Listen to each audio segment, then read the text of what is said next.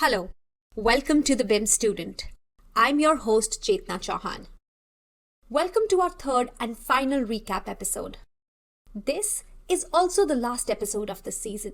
In this episode, I'm going to talk about my takeaways from our last three guests, Brandon Searle, who talked about industry partnership with academia, Leslie Wright, who talked about BIM adoption in municipalities, and Alena Tokareva, who talked about General Contractor's perspective on BIM and what designers and consultants need to know. Let's start with my takeaways from Brandon's interview.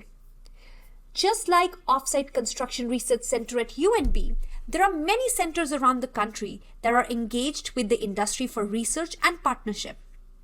A lot of these projects are undertaken by these centers, are funded by public and private sectors, and provide short to long-term solutions for challenges faced by the industry.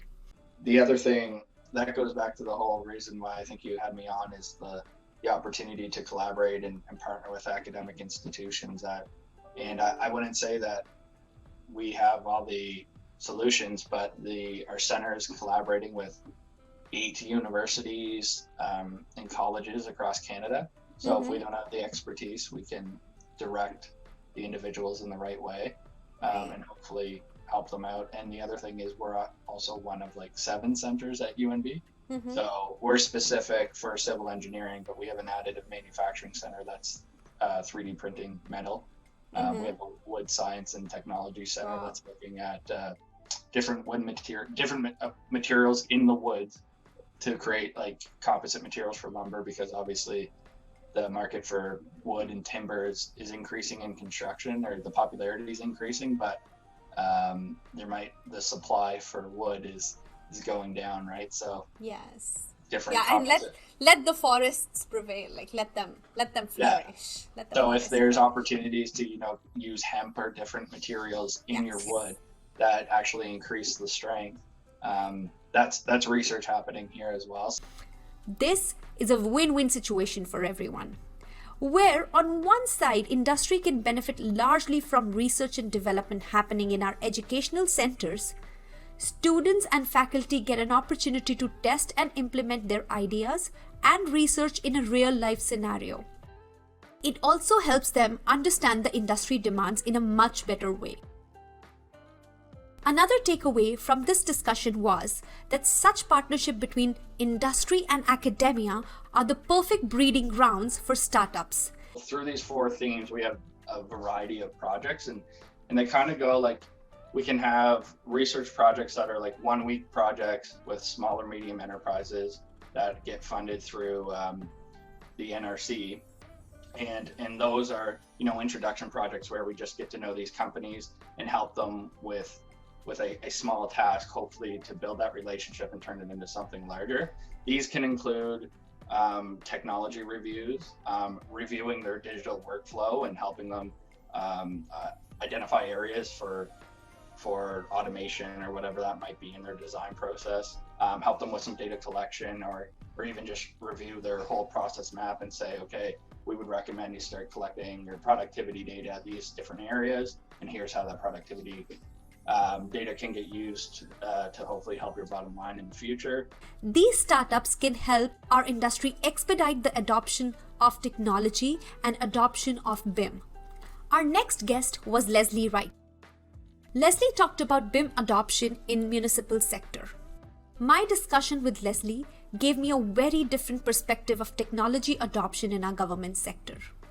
My takeaways from this interview were: number 1, spend a lot of time in our plans review to understand what a designer is trying to communicate to us. So our time is limited to reviewing their drawings. Sometimes there's not enough information, or you're not in. A designer has worked on it for weeks or months before they get it to us, and we have a short period of time to decide whether it meets code compliance. So there are some times that the information provided is not enough for us to quickly make those decisions. As compared to other parties involved in the design and construction process, our municipalities get very little time to review the development and permit applications for the project. In this case, a data-rich virtual model of the project that can be reviewed for its design and code compliance, along with the cloud permitting solution, could just be the technology we need right now. So, all you technology experts, listen up. There is a big demand if you can provide a solution. My next takeaway was that the municipalities are facing the biggest challenge of standardization of information. Now the biggest challenge is that we have multiple governing groups across Ontario that are either municipal, county-wide, provincial-wide, and federal-wide that are all players in trying to issue get the start for construction. And the next challenge will be for us to find ways to work together in this digital world to effectively submit the approvals in a timely fashion and move on and get it done. Now that we're not dealing with paper, people have an expectation that we can do it faster, but I think that's going to be our largest challenge. Even before any of the said technologies are put into practice, what we all need is a standard that these municipalities can comply to. And I'm not talking about just an Ontario or a provincial building code. I'm talking about information exchange standards, BIM standards, and data protection standards. Remember our discussion with Arash in our episode 6, where I talked about One Ontario? It's the project that was started by Eco Innovation Labs that is working towards standardization of information exchange in AEC. I believe we need more initiatives like this to spearhead the digital innovation in AEC. My third and last takeaway from this discussion was that technology adoption comes with a huge amount of investment. And not just financial investment. It also needs a lot of time investment. And when all of that is being paid by a taxpayer's money, everybody is very careful and risk averse. The second challenge that kind of ties with that is funding. At the end of the day, it's the development community that pay for these softwares. Right.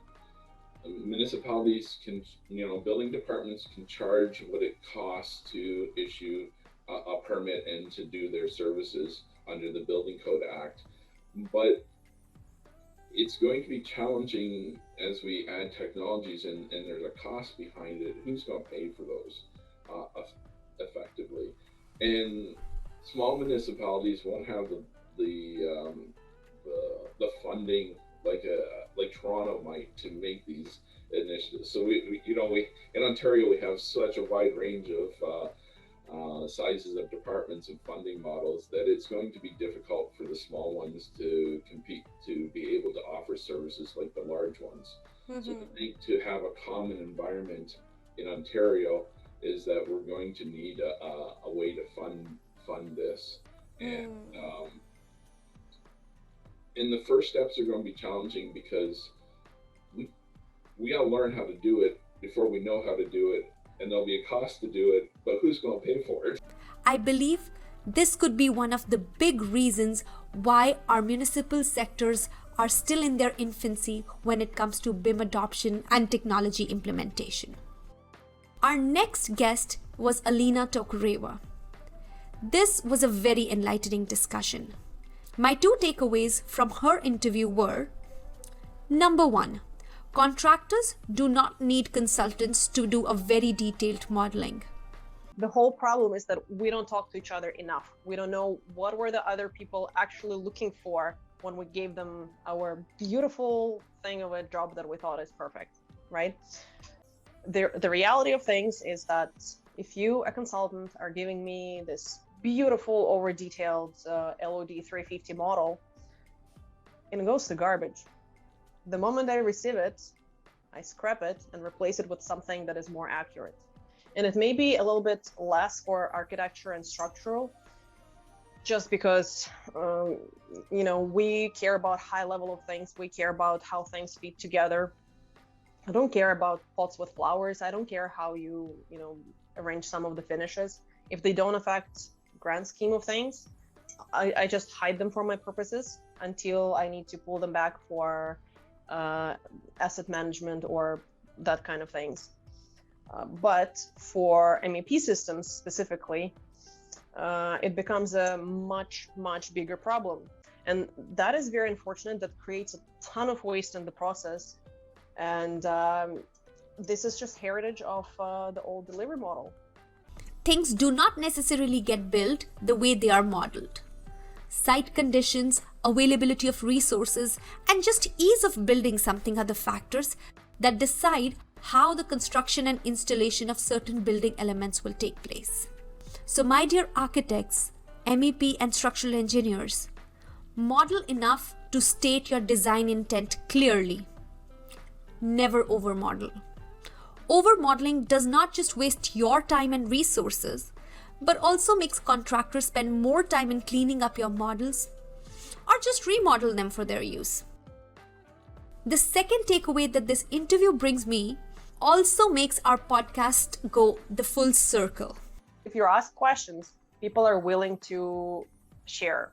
So that definitely helps. And I talked to a couple of designers who were saying, but how do I know how the model will be replaced and how the fabrication model is different? Well, did you ever ask them to show you? That's why I keep saying networking. It's fantastic. Sometimes you learn more things than you work at your workplace just because everybody feels safe. They don't feel like you're trying to take advantage of them. So they'll just spill all their sorrows and tell you everything you did wrong or your colleague did wrong. It's a fantastic opportunity to learn. We can never over-communicate in a collaborative process. Remember, our first guest, Brent Mowry, said the same thing? And here in our last episode, Alena emphasizes on the importance of communication. She emphasizes that it's okay to ask questions and it's okay to admit that we don't know everything. Whatever the technology might be capable of, it can never, ever replace human interaction. These were the lessons I learned from my discussion with these esteemed and knowledgeable guests. If you have something more to contribute or you have some questions to ask, please feel free to leave your comments in the comments section if you're watching this on YouTube, or email us at info@bimwise.com. With this episode, we come to the end of season 1. We will come back with another season of The BIM Student in summer. Please check out our LinkedIn or our Facebook page for further updates. Till then, stay safe, take care of yourself, and keep on listening to The BIM Student.